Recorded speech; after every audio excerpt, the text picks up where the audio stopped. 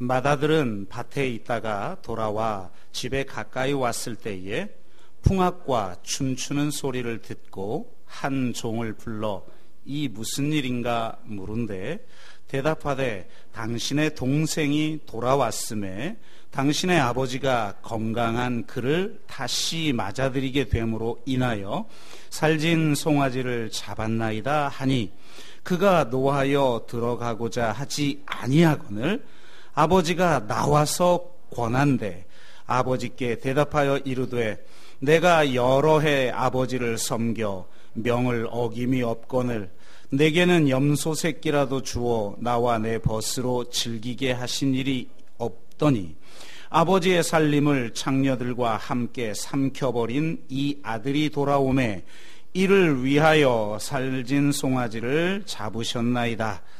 아버지가 이르되 예 너는 항상 나와 함께 있으니 내 것이 다 내 것이로되 이 내 동생은 죽었다가 살아났으며 내가 잃었다가 얻었기로 우리가 즐거워하고 기뻐하는 것이 마땅하다 하니라. 아멘.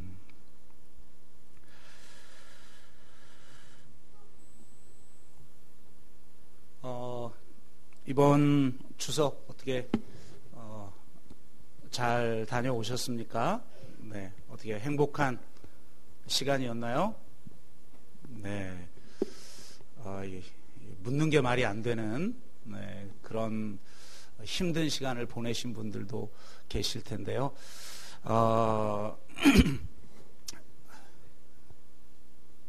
심심한 위로의 말씀을 드리겠습니다. 참 하여튼 문화가 좀 많이 바뀌어야 할 텐데 많이 수고하신 분들도 계실 것 같습니다. 이번에 추석 명절 가정예배 순서지 본문이 누가복음 15장이었기에 우리가 같이 이 말씀을 좀 한번 나눠 보았으면 좋겠습니다.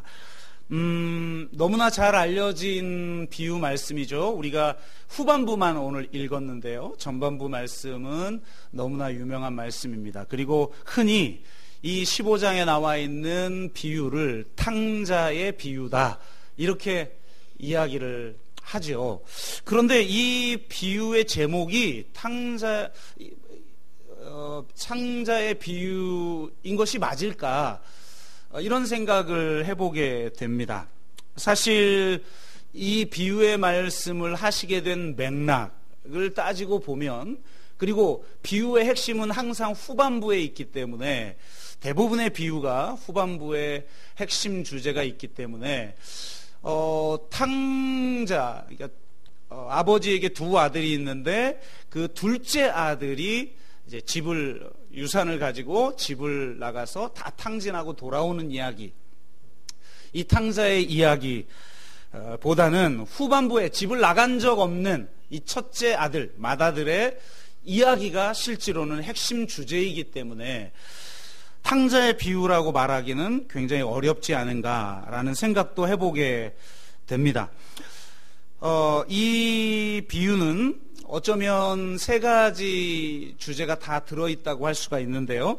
탕자가 돌아와야 하는 구원의 이야기, 그리고 맏아들이 자기 동생을 받아들여야 하는 화해의 이야기가 있다면 이 두 가지 이야기에 공통적으로 들어있는 핵심적인 이야기는 바로 두 아들 모두 사랑하는 아버지의 사랑 이야기라고 할 수가 있습니다. 이 아버지의 이야기는 당대의 사람들의 시각으로는 도저히 이해할 수 없는 아버지상을 보여주고 있고 오늘 제목을 단 것처럼 이건 바로 탕부에 관한 그런 이야기라고도 부를 수 있는 이야기일 것 같습니다. 그래서 오늘은 이 탕부 하나님이라고 하는 주제의 말씀을 통해서 하나님 아버지의 사랑이 어떠한지를 돌아보고 그 하나님 아버지의 사랑이 우리에게 어떤 삶을 요구하고 있는지를 함께 나눔을 통해서 주님의 은혜를 같이 공유하기를 주의 이름으로 축복합니다. 먼저 전반부 이야기를 좀 같이 나눠보도록 하겠습니다. 좀 전에 설명한 것처럼 한 아버지 밑에 두 아들이 있어요. 예수님의 비유에는 이 두 아들의 이야기가 종종 나오죠. 그런데 이 둘째 아들이 아주 폐영무도한 요구를 아버지에게 합니다. 유산을 나누어 주십시오. 이런 요구를 합니다. 근데 여러분, 이 유산을 나눠 달라고 하는 요구가 우리는 그냥 뭐 자기 몫을 좀 일찍 달라고 하는가 보다 이렇게 생각하기 쉬워요. 그러나 당대 2000년 전 유대 땅의 문화를 우리가 이해해야 이 스토리를 좀 더 실제적으로 이해할 수가 있는데요.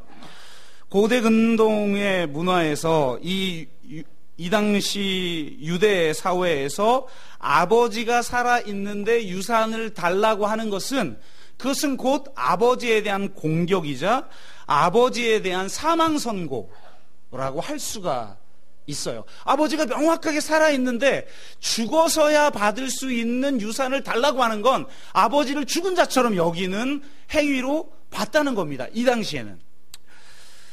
어떻게 보면 상징적 전속 사례라고 말할 수가 있는 것이죠. 이 시대의 문헌의 기록에 의하면 이런 이야기가 있다고 그래요. 유산을 요구한 아들이, 가끔 이런 아들이 있었나 봐요. 이런 아들로 인해서 아버지가 시름시름 알아갑니다. 그 아버지가 자기를 앓고 있는 자기를 돌보는 의사에게 그런 말을 했다고 그래요. 아들이 제가 죽기를 바래요. 그리고 결국 진짜 시름시름 앓다가 죽었다고 그래요. 그 장례식장에서 그 어머니가 그 아들에게 이렇게 얘기합니다. 내 아버지는 네가 유산을 요구한 순간 이미 죽은 거다. 지금 죽은 게 아니라 네가 유산을 달라고 하는 순간 이미 죽은 거다 라고 말하는 그런 기록이 있다고 합니다. 여러분 잘 알고 있는 탈무드에는 이런 이야기가 나와요. 아무리 하나님께 울부짖어도 응답받지 못하는 기도가 3가지가 있다. 첫째는 증인 없이 자신의 돈을 빌려주는 사람. 이래놓고 억울하다고 하나님 앞에 말해봤자 소용없다 이거죠. 둘째는 자신의 재산을 이방인에게 넘기는 사람. 셋째는 살아서 재산을 자식에게 물려주는 사람이다. 이렇게 기록할 만큼 이 당시 문화는 아버지가 살아있는데 자식이 유산을 달라고 하는 건 말이 안 되는 거라는 겁니다. 그건 정말 폐영무도한 짓이라는 거죠. 그러니까 아마 이 이야기를 듣는 순간 청중은 이런 말도 안 되는 아들이 있나, 요즘 우리나라 말로 말하면 호로자식, 이런 표현을 써도 되는 그런 행위를 하고 있다고 사람들이 인식하면서 웅성거렸을 거라는 거예요. 그런데 더 놀라운 것은 이런 요구에 아버지가 수긍하고 있다는 겁니다. 여러분, 아들이 이걸 요구하는 것도 지금 폐영무도한 짓이에요. 모두가 그렇게 인식하고 있는데 이 아버지가 그 둘째 아들이 유산을 달라고 하는 요구에 실제로 유산을 내어줍니다. 이것은 나는 죽었다라고 하는 자기 고백이며, 동시에 이 지역 공동체에서 따돌림을 당할 수밖에 없는 상황을 초래하는 행동이라는 겁니다. 아니, 우리 마을에 이런 집안이 있다니 말도 안 된다. 여러분, 이거 시골에서 살아본 분들은 아실 거예요. 이런 집안들은 완전히 왕따 당하죠. 저 시골에서 살았을 당시에는 아이들에게도 그런 문화가 있었어요. 학교가 심리 밖에 있었는데 매일 아침마다 모여서 줄 서가지고 6학년이 1학년부터 6학년까지를 줄 세워서 학교를 데려왔습니다. 이제 끝나는 시간은 다르니까 돌아오는 건 혼자 돌아왔는데요. 그 6학년이 쟤하고 놀지 마. 그러면 걔하고 놀면 안 됩니다. 우리들의 일그러진 영웅이죠. 진짜 말 그대로 그 소설 그대로예요. 시골은 그래요, 시골은. 이 당시는 어떻겠어요? 이 당시에 2000년 전 유대 땅의 문화는 어떻겠습니까? 이런 폐역무도한 아들은 이 당시 뭐 요즘처럼 뭐 자식을 사랑하고 자식 사랑, 이건 근대 사회에서 만들어낸 사랑이지 원래 있었던 감정이 아니에요. 인간의 감정이. 이 당시에는 여러분 신명기 21장에 보면 폐역한 아들이 있으면 부모가 성읍 장로에게 데려가잖아요. 그러면 성읍 사람들이 그 아들을 돌로 쳐 죽이도록 되어 있어요. 그리고 예수님 살았을 당시에도 실제로 이래요. 그래서 아주 폐역무도한 아들이 있으면 데리고 갑니다. 장로들. 그럼 그 주변에 마을 사람들이 모여 있어요. 그럼 아버지가 이렇게 얘기합니다. 내 아들은 먹기를 탐하는 자여 죄인들과 어울리는 죄인들의 친구입니다. 예수님이 들었던 말이죠. 이런 말을 들으면 사람들이 돌로 쳐 죽여도 되는 사회. 이런 사회예요. 지금도 여러분 중동 땅에는 그렇지 않습니까? 존속 살해까지 가능한 명예살해라고 하죠. 이런 게 가능한 사회예요, 여러분. 예수님이 살았을 당시에는. 그런데 아버지가 이 폐역무도한 요구에 수긍했다? 이건 말도 안 되는 거예요. 이건 가문의 수치이고 이 마을의 수치인 거예요. 그래서 이 마을을 떠나라 하고 이 마을에서 추방해도 되는 그런 행동을 지금 이 아버지가 하고 있는 거예요. 그러니까 이건 탕자라기보다는 탕자가 포인트가 아니라 그것을 허락한 이 아버지가 탕부인 거예요. 이 이야기를 듣는 사람들은 이해할 수가 없는 거죠. 그래서 이런 폐역무도한 자식은 죽은 자식처럼 쳤다고 그럽니다. 그래서 폐역한 아들을 죽은 것으로 여기고 상징적 장례식을 치르는 문화가 이 당시에 있었대요. 공식 용어로는 케제짜 의식이라고 하는 것인데 내 아들은 죽었다. 장례식을 일찍 치러버리는 거예요. 참 무서운 사회죠. 그러니까 나중에 이 아들이 돌아왔을 때 아버지가 뭐라고 그랬어요? 죽었다가 살아났다. 잃었다가 얻었다. 죽었다가 살아났다라고 말할 수 있는 이유가 이건 죽은 자식이랑 똑같기 때문에 그렇습니다. 이런 요구를 했다라는 것 자체가. 그런데 놀랍게도 이 아버지는 둘째의 요구를 들어주십니다. 마치 자신을 뻔히 반역할 줄 알면서, 그럴 가능성이 농후한 줄 알면서도 그 최초의 인간에게 자신을 거부할 수 있는 자유까지도 주신 하나님. 어떻게 보면 너무나 무기력한, 차라리 동네의 중앙에 끌고 가서 돌로 쳐 죽여도 되는 짓을 자식이 하고 있는데도 그것을 허용하는 무기력한 아버지, 탕부 아버지의 모습을 보여주고 있습니다. 그러니까 당시에 생각했던 유대인들이 생각하는 그 아버지상, 그리고 그 하나님상을 완전히 뒤집는 거예요. 하나님은 무기력한 전능자의 모습을 보여주고 있다라는 것입니다. 자신을 배반한 인간들을 끝까지 사랑하는 하나님의 모습, 그 아버지의 모습, 이것이 예수님이 말하고자 하는 하나님 아버지의 모습이라는 거죠. 바로 사랑의 무기력. 이것을 하나님은 우리에게 보여주시고자 한다는 거예요. 하나님은 능력이 없는 분이 아니에요. 능력의 부재로서의 무기력이 아니에요. 사랑으로 인해 내가 이 아이를 끌고 가서 동네에서 쳐 죽여도 되는데, 인간이 하나님을 배반했을 때 그냥 심판해버리면 될 텐데, 사랑으로 인해 힘을 행사하지 않는 힘의 불용으로서의 무기력, 그것이 하나님의 무기력이라는 겁니다. 예수님이 십자가에 달리기 전에 뭐라고 말씀하셨습니까? 내가 천군 천사를 불러내서 이들을 멸할 수 없어서 내가 이렇게 지금 십자가에 달리는 줄 아느냐? 내가 힘이 없어서 이 십자가에 달리는 줄 아느냐? 아니다. 십자가의 무기력은 힘이 없는 힘의 부재의 무기력이 아니라 사랑의 무기력이다. 힘을 사용하지 않는 힘의 불용의 무기력이다. 내가 너희를 사랑하기 때문에 내 자신을 내어줄 수밖에 없는 무기력이다. 이렇게 주님은 말씀하고 있는 것입니다. 그래서 이 자식이 유산을 받아가지고 둘째 아들이 집을 떠나요. 참 진짜 폐역무도한 아들이죠. 여러분 성경 이번에 묵상하다 새삼스러운 것은 둘째 아들에게만 유산을 주지 않았더라고요.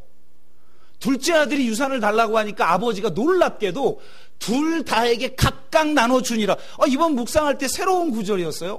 이거 첫째 아들에게도 나눠줬었구나. 다 나눠준 거죠. 근데 첫째 아들은 착해, 애가. 여러분, 자식들 키워보면 그러잖아요. 다르잖아요, 다.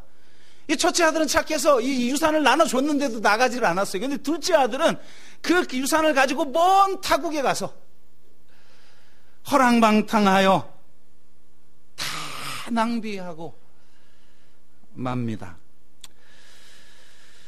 이것이 바로 하나님 아버지를 떠난 인간의 실존의 모습인 것이죠. 허랑방탕할 수밖에 없어요. 자신의 욕망을 추구할 수밖에 없어요. 그리고 자신의 인생을 낭비할 수밖에 없어요. 하나님 아버지와의 관계 속에서, 그분의 사랑 속에서, 그분의 영광을 누리고 그분의 거룩을 누리며 그분의 사명을 감당하는 삶을 절대 낭비하지 않는 삶을 살아가는데, 이 둘째 아들은 아버지를 떠나니 결국 허랑방탕하고 낭비할 수밖에 없다는 겁니다. 그리고 결국은 흉년이 들어 궁핍하여집니다. 이것이 하나님을 떠난 그 실존적 모습을 명확하게 보여주고 있는 거예요. 심지어는 돼지를 치는 일을 합니다. 여러분, 유대인들에게 돼지 치는 일은 이건 정말 혐오스러운 일이에요. 레위기 11장에 보면 돼지는 부정하니 먹지도 말고 만지지도 말라. 그런데 돼지를 쳐야 하는 운명에 처한 것이죠. 미드라시에는 돼지를 키우는 자는 저주를 받을 것이다, 이렇게 기록되어 있어요. 그만큼 유대인들에게 있어요, 이 돼지는 혐오스러운 부정한 짐승이란 말이죠. 그런데 돼지를 치게 되고 쥐염 열매를 먹어요. 당시 가난한 자들의 최후 식량이라고 알려진 바로 그 쥐염 열매조차도 얻을 수 없게 되는 처참한 지경에 이르게 됩니다. 하나님을 떠난 삶이 얼마나 비참한지를 적나라하게 보여주고 있는 것이죠. 어쩌면 사실 우리 영혼이 이런 상태인데, 이런 상태인지를 잘 모르고 살아요. 그래서 차라리 객관적으로 이런 상황에 처하게 되면 도리어 내 영혼을 돌아보는 기회를 얻게 돼요. 내가 잘 나갈 때는 자기가 잘나서 잘 나간 줄 알아요. 그런데 내가 정말 망해도 보고 부도도 나 보고 내가 관계도 깨어져 보고 내가 영혼이 핍절한 어떤 상황에 처해 보기도 하는 그런 상황에 처할 때 비로소 자기 존재를 돌아보게 돼요. 그래서 탕자도 이렇게 말합니다. 이에 스스로 돌이켜 자신을 돌아보기 시작했다는 거예요. 진정한 회개란 무엇인가? 그건 뭐 대단히 막 없는 걸 막 쥐어짜거나 막 자기 자신을 막 부정적으로 바라보거나 막 억지스럽게 막 바라보거나 이런 게 아니에요. 자기 자신을 명확하게 그냥 보는 거예요. 정확하게 보는 거예요. 회개는 자기 자신에 대한 냉철하고 정확한 판단에서 시작되는 겁니다. 한마디로 회개는 자기 인식 능력이에요. 자기의 실존과 실태를 정확하게 인식하고 그것에 직면할 때 회개가 일어나는 것입니다. 그러니까 진정으로 변하고 싶다면 시선을 타인에게나 상황에게 돌리지 말고 자기 자신에게 돌려야 된다는 거예요. 자기 자신을 하나님 앞에, 말씀 앞에, 십자가 앞에 세워요. 타인 앞에 세우고 상황 앞에 세우면 상대적인 기준을 가지고 자기를 판단하니까 자기가 의인인 줄 안다는 거죠. 그런데 하나님 앞에 자기를 세우고 자기의 실존이 어떠한지를 명확하게 바라보았을 때 진정한 회개가 일어나고 자기 자신을 명확하게 인식하기 시작할 때 내가 하나님 없이는 살 수 없는 존재구나라는 걸 인식하는 것, 이것이 회개인 거죠. 그래서 어떤 번역서는 스스로 돌이켜라는 말을 came to himself 그렇게 번역을 했다고 그래요. 그러니까 자기 자신에게로 돌아와요. 근데 놀랍게 자기 자신에게 돌아오면 자신에게 하나님 아버지가 필요하다라는 걸 깨닫게 되는 거예요. 이 탕자도 자기를 돌이켜보고 나서 내가 정말 지금 이 궁핍하고 줄이는데 나에게는 아버지가 있었지. 그러면서 그 아버지를 향한 방향성이 생겨나기 시작하는 거예요. 회개는 아버지를 향한 방향성이에요. 아버지에게로 돌아가는 거예요. 방탕과 궁핍의 원인이 아버지를 떠난 것에 있음을 분명히 아는 것입니다. 그래서 통회하는 심령으로 이렇게 말하는 거죠. 내가 하늘과 아버지께 죄를 지었사오니.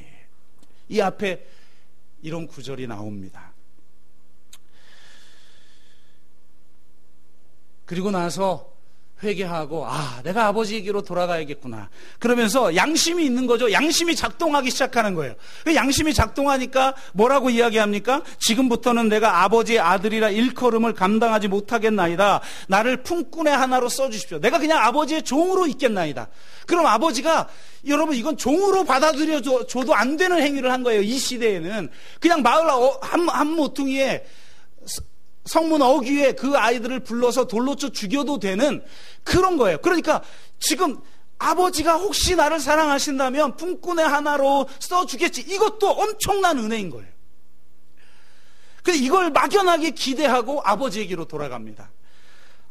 그런데 너무나 멋있는 장면이 연출되죠. 아들이 멀리 동네 어귀에서 그냥 아주 흐물거리는 그림자 하나 보이면서 나타나기 시작할 때 거리가 아직도 먼데, 그러니까 그냥 진짜 그 아들인지 아닌지 구분할 수도 없는 작은 점처럼 보이는 그 상황을 지켜보는 아버지가 먼저 발견한 거예요, 아들을. 그래서 아직 거리가 먼데, 여러분, 이 상황이 기가 막힌 겁니다. 이때는 아까 말씀드렸듯이 이 아들이 한 짓은 폐역무도한 짓이고 이 가문의 수치일 뿐만 아니라 이 마을의 수치예요. 그래서 누군가가 이 아들을 발견하고 나면, 예를 들어 동네 불량배라든지 이러는 사람들이 이 아이를 발견하면 그냥 죽여도 되는 이런 상황인 거예요. 그러니까 혹시 돌아올지도 모르는 그 아들을 매일 기다린 거죠. 왜? 다른 사람이 먼저 발견하여 해코지할 수도 있는 상황이기 때문에 내가 먼저 발견하려고 항상 이 동네 어귀에서, 성문 어귀에서 그 돌아오기만을 기다리는. 정말 얼마나 애절합니까?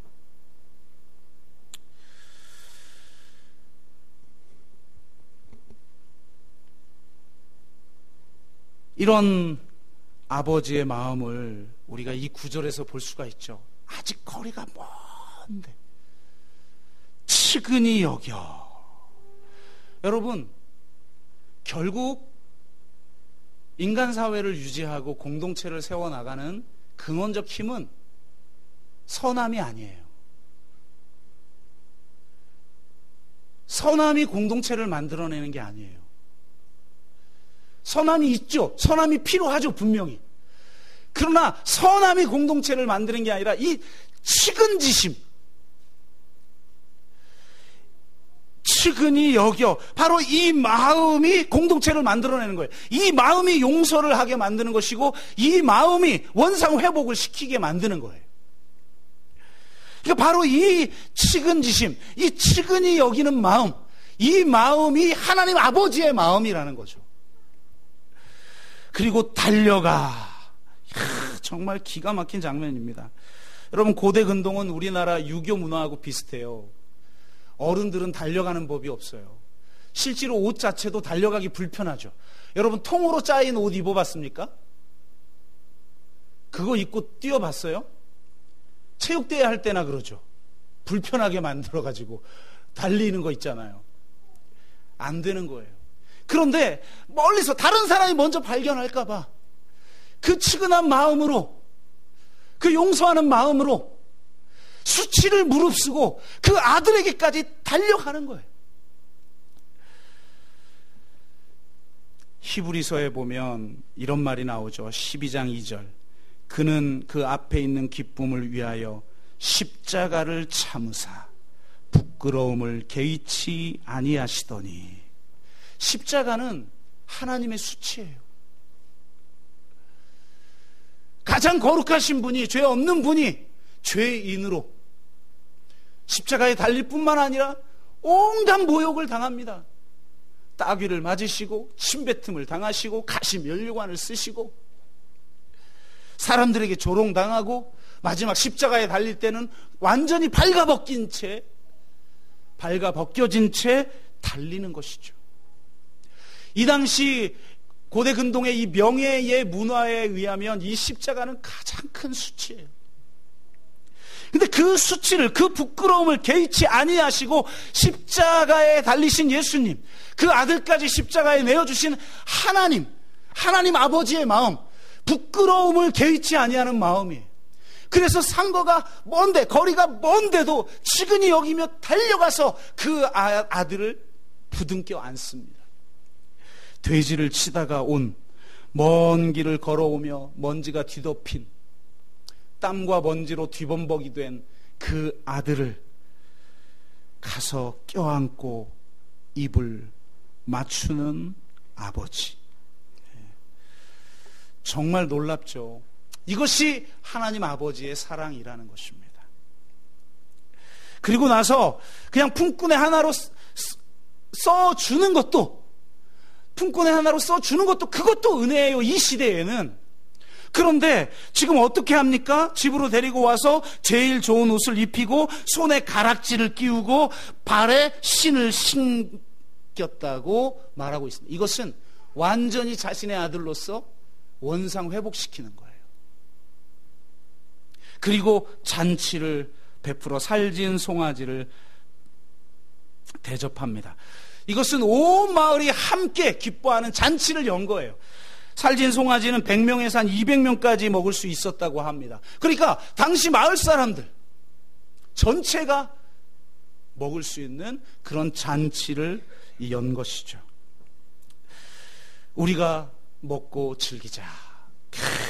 참, 제가 군목을 할 때 이게 돌아가면서 모임을 하는데요. 공군 사관학교 예배당에서 이렇게 모임을 할 때 그 바로 옆에 성당이 있었어요. 여러분 보면 한해 표 같은 게 이렇게 있잖아요. 주의 일을 부흥케 하옵소서 우리 교회 이렇게 붙어 있듯이 옆에 성당에 표가 붙어 있는데 먹고 즐기자 이렇게 붙어 있더라고요. 그래서 아니 무슨 표가 저래 하고 있는데 딱 떠오르는 게 바로 이 탕자에 비운 거예요. 아버지가 하신 말씀, 우리가 먹고 즐기자. 여러분, 기독교는 금욕 종교가 아닙니다. 기독교는 희락의 종교인 줄로 믿습니다. 정말 그 죽은 자식이 돌아온 것에 대한 아버지의 기쁨을 함께 누리는 것, 이게 예배인 거죠.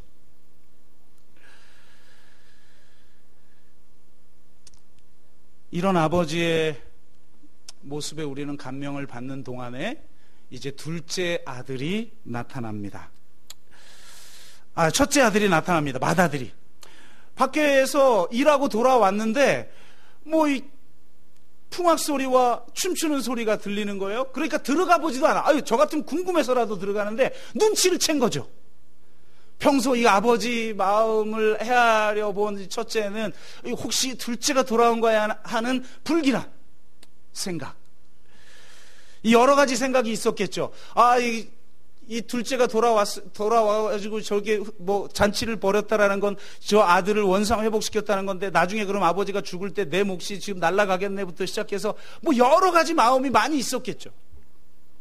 그러니까 들어가지도 않아요. 종을 불러서 자초지종을 물으니까 역시 예상한 대로예요.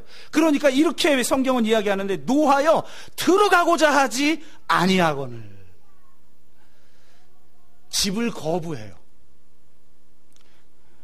어떻게 보면 유산을 달라고 하고 먼 타국에 간 아들만이 아니라 이 첫째도 집 나간 탕자라고 하는 사실을 지금 보여주고 있는 거죠. 이 구절을 통해서.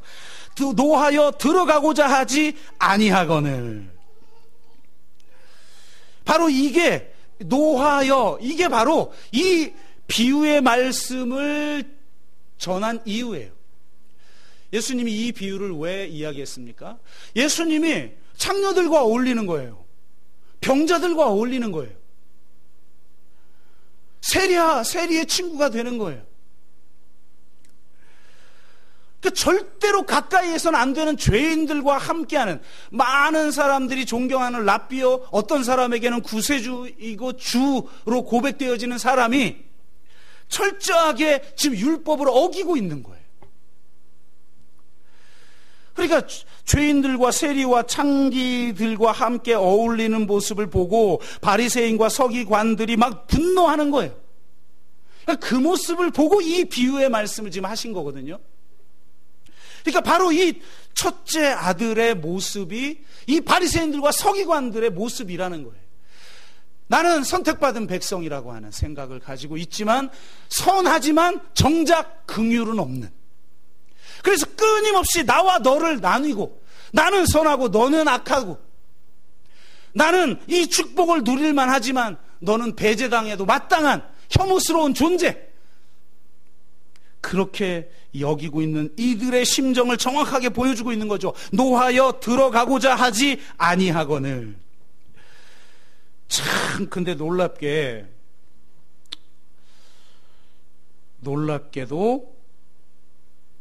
아버지가 나옵니다. 거리가 멀지만 집 나간 자식이 돌아올 때 달려가서 그의 목을 안고 입을 맞춘 그 아버지는 이 마을을 수치스럽게 만든 탕부 하나님이었어요. 그런데 이제 첫째마저도 집에 들어가기를 거부합니다. 이것은 그 아버지의 긍휼의 마음이 무엇인지를 모르고 아버지의 그 기쁨, 먹고 즐기자라고 말하면서 잔치를 베푼 하나님의 기쁨이 무엇인지를 모르는 자라는 거예요. 어떻게 보면 첫째, 둘째와 함께 있는 이 집안을 세우고자 하는 아버지의 그 뜻을 거부한 아들인 거죠.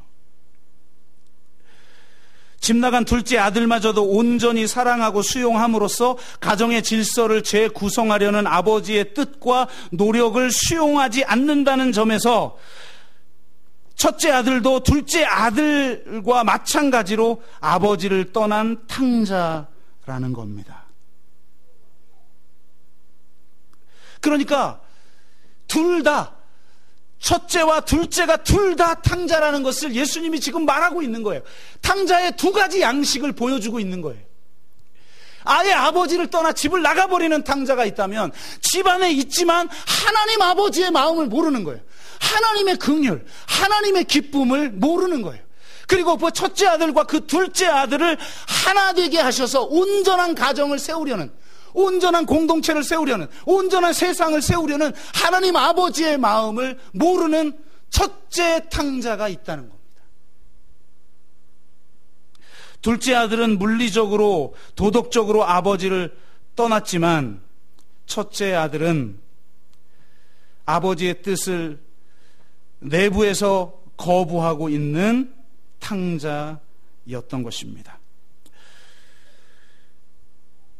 첫째 아들은 집을 나간 둘째 아들을 용납할 수 없을 만큼, 아니 둘째 아들을 받아들인 아버지를 용납할 수 없을 만큼 선한 거예요. 첫째 아들은 선함에도 불구하고 아버지의 사랑을 잃어버린 게 아니라 선하기 때문에 아버지의 사랑을 잃어버린 거예요. 정말 놀랍죠? 여러분, 악이 폐역무도한 짓을 했잖아요. 지금 둘째 아들은 이건 돌로 쳐 죽여도 되는 짓을 한 거란 말이에요. 이것이 아버지를 떠나게 만드는 한 가지 양태라면 놀랍게도 성경은 악만이 아니라 선도 아버지를 떠나게 한다는 거예요. 선함에도 불구하고 아니라 바로 이 선 때문에 아버지를 거역한 첫째도 탕자라는 거예요. 그런 면에선 첫째, 둘째 다 탕자이니 탕자의 비유라고 지어도 되겠죠. 제목을 그렇게 붙여도 되겠죠. 그러나 더 중요한 것은 바로 이 아버지의 사랑입니다. 첫째도 받아들이고 첫째의 요구를 허락한 탕부 하나님, 종으로만 써도 그건 엄청난 은혜인데 아들로서 원상 회복시키는 아버지, 그 탕부 하나님이 이제는 둘째도 받아들이기 시작합니다. 달려나가요. 집에 들어오기를 거절하는 이 첫째 아들에게도 그 아버지가 먼저 나아가요. 이건 당시의 문화에서 있을 수가 없어요. 여러분, 조선시대만 해도, 우리 500년 전이 아니지, 몇백 년 전인 조선시대만 해도 이 상황이 이게 지금 말이 됩니까? 그런데 2000년 전에 유대 땅에서 아버지가 먼저 달려가요. 아버지가 먼저 달려갑니다. 이것이 탕부 하나님이죠. 당대의 아버지상, 당대의 권위 있는 아버지. 그 아버지상하고는 거리가 먼 그런 아버지의 모습을 보여주고 있습니다. 그러면서 그 첫째 아들도 품습니다. 얘야, 너는 항상 나와 함께 있으니 내 것이 다 내 것이로되. 참 이게 비극인 것 같아요. 우리 가정예배 순서지에도 나와 있지만, 아니 이미 유산을 나눠줬어요. 그러면 둘째 아들이 많아요? 첫째 아들이 많아요? 유산이? 첫째 아들이 많죠. 첫째는 항상 2배를 받았으니까. 더 많은 개인적인 재산도 있고 아버지의 재산도 다 너의 것이다. 이미 나눠줬잖아요, 벌써. 그런데 우리는 그 부요함을 누리지 못하고 살아요. 왜? 아버지의 마음을 모르니까, 아버지의 긍휼을 모르니까, 아버지의 기쁨이 무엇인지를 모르니까요. 참 제가 그 최재하 목사님의 간증을 들으면서 굉장히 감동을 받은 적이 있었는데요. 단기 선교를 갔는데 한 지역에서 다른 지역으로 이동하는 중에 버스 안에서 잠깐 잠들었는데 꿈에 이 탕자의 비유가 꿈에 나타난 거예요. 그런데 놀랍게 자기가 꾼 꿈에 나타난 탕자의 비유는 약간 달라요. 여기 성경에 보면 둘째가 집을 나가고 첫째는 집에 있잖아요. 근데 자기가 잠시 꿈을 꿨는데 그 꿈에 나타난, 아마 뭐 이 탕자의 비유를 가지고 뭐 단기 선교 가서 설교하고 뭐 그랬었나 보죠. 꿈에 나타난 걸 보니까. 근데 꿈에 나타났는데 이 꿈에는 두 아들이 다 집을 나간 거예요. 콩가루 집안이죠. 둘 다 나갔는데 먼저 첫째 아들이 돌아온 거예요. 먼저 첫째 아들이 돌아오니까 이 아버지가 너무 기뻐서 아들 옷을 입히고 가락지를 끼우고 신을 새로 신기고 잔치를 베풀어서 그 동네에 큰 잔치를 베풉니다. 와, 동네 사람들이 와서 같이 기뻐하고 또 종들이 그 잔치를 섬기기 위해서 종들이 그 잔치에 시중을 들고, 이 아들은 너무 종 중에 하나로서도 품꾼의 하나로서도 감당하기 어려운데 이런 잔치까지 베푸는 아버지의 사랑에 너무 감동해가지고 그날 이렇게 잠들려고 자기 방에 누워있는데 밖에서 흐느끼는 소리가 들리는 거예요. 자려고 그러는데 흐느끼는 소리 들리면 무섭죠. 근데 그 흐느끼는 소리가 들리는데 보니까 아버지 소리 같아요. 그래서 그 소리가 나는 출처를 향해 밤중에 살금살금 다가가 보니까 거기 아버지가 그 담장 넘어 그 마을 어귀에 있는 그 집이었나 봐요. 그 담장 넘어 저 마을 먼 발치를 바라보면서 눈물을 흘리면서 울고 있는 거예요. 이 아들은 자기가 회복된 것에 대한 기쁨, 자기가 구원 얻은 것에 대한 기쁨, 여기에 취해서 그냥 밤에 잠들고 있는데, 아버지는 아직 돌아오지 않는 둘째 아들 때문에 잠 못 이루고 먼 동네 어귀 먼 발치를 바라보며 눈물 흘리고 계시더라는 거죠. 그러면서 잠이 깬 거예요, 이분이. 그러면서 이 아버지의 기독교 안에 영성이 여러 가지가 있는데 구경꾼처럼 잔치에 참여하는 사람이 있어요. 마을 사람들처럼. 종들처럼 열심히 섬기는 사람이 있어요. 그런데 아들처럼 자기가 원상 회복된 것 때문에 막 기뻐하면서 살아가는 그런 영성이 있어요. 그런데 아버지의 영성이 있구나. 그 아버지의 영성은 아직 돌아오지 않는 그 둘째 아들 때문에 잠 못 드는 눈물 흘리는 영성이구나. 그걸 깨달았다는 거예요.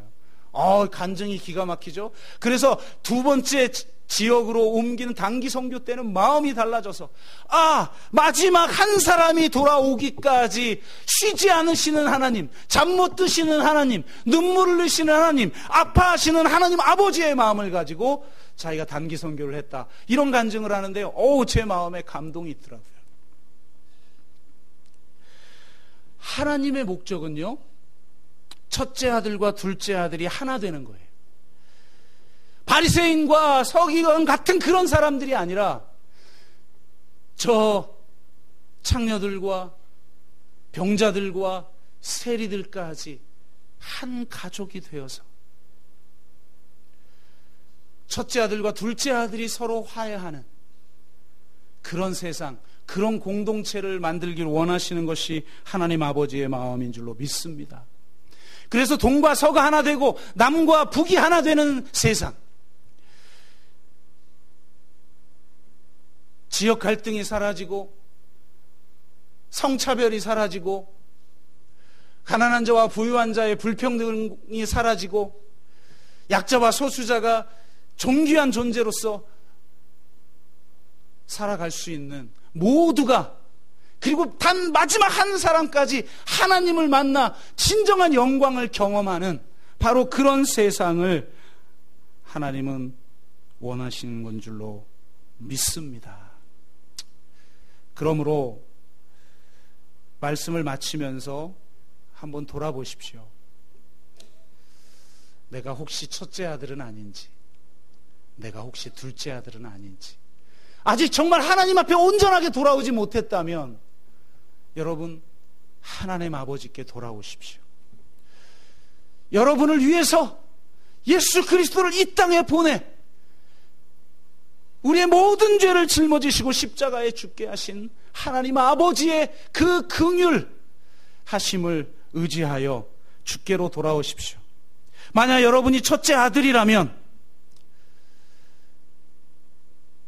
주님께로 돌아와야 할 사람에 대해서 무관심하고 이 땅에 신음하고 있는 사람들에 대해서 무관심했다면, 아니 내 가까이에서 마치 둘째 아들처럼 여기고 있는 사람이 있다면, 어쩌면 추석 전주에 이 설교를 했어야 될지도 모르겠네요. 저희 집도 만만치 않은 집안이라 모였다 하면 아주 그냥 긴장감이 팽팽합니다. 여차 하나 어긋나면 그냥 누군가는 뛰쳐나가는 그런 상황에서도 이 아버지의 마음으로 첫째 아들이 되어 그 둘째 아들을 품는 그런 그리스도인의 모습으로 살아가는 저와 여러분 되시기를 주의 이름으로 축복합니다. 기도합시다.